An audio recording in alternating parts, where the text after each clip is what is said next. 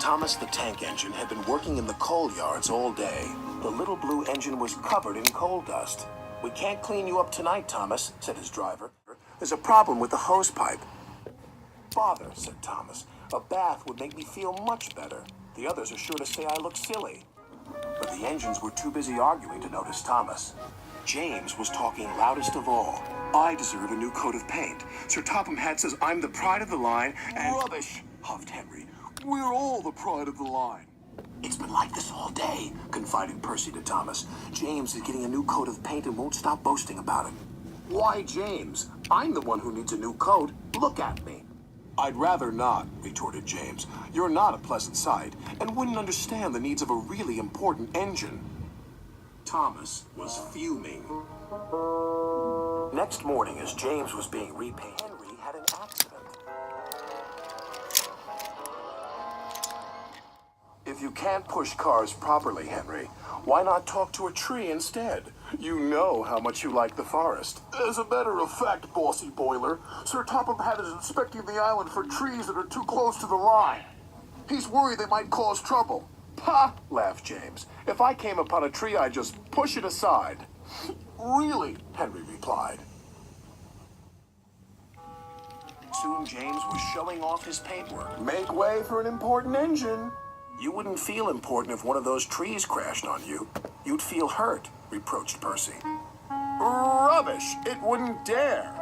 "You should be careful, James. Trees can be just as powerful as engines," advised Terence. "Oh, please. Now, excuse me, Sir Topham Hatt needs me to pull the express."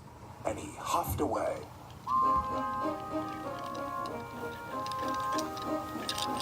But James was wrong. "You must go to the yards and collect an important goods train, James. It's heavy, so be careful," said Sir Topham Hatt. "But, sir, I've just been repainted. Can't Thomas or Percy do it? They're dirty and like working with freight cars." Really useful engines don't argue. So James didn't. By the time he arrived at the yards, the weather had changed for the worse.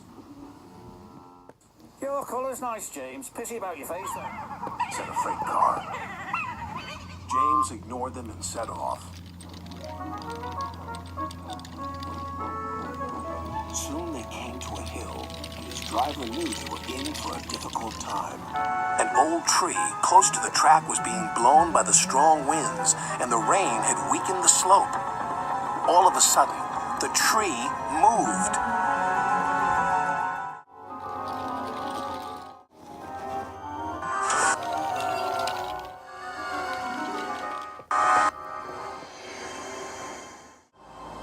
"Oh, help!" cried James. "Go away!" But of course, the tree couldn't. James tried to reverse away from the tree, but his train was too heavy.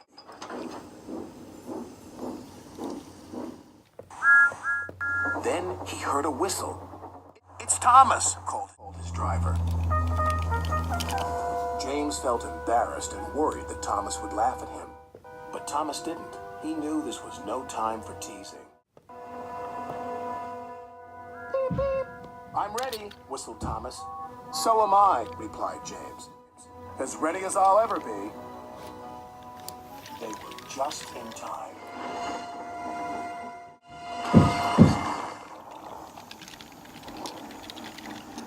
James spoke to Thomas. "Percy and Terence were so right to warn me.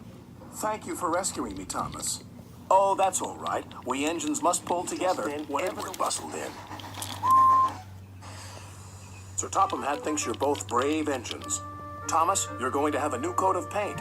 And James, Sir Topham Hatt says that tomorrow you'll pull the special express." Everyone was very happy.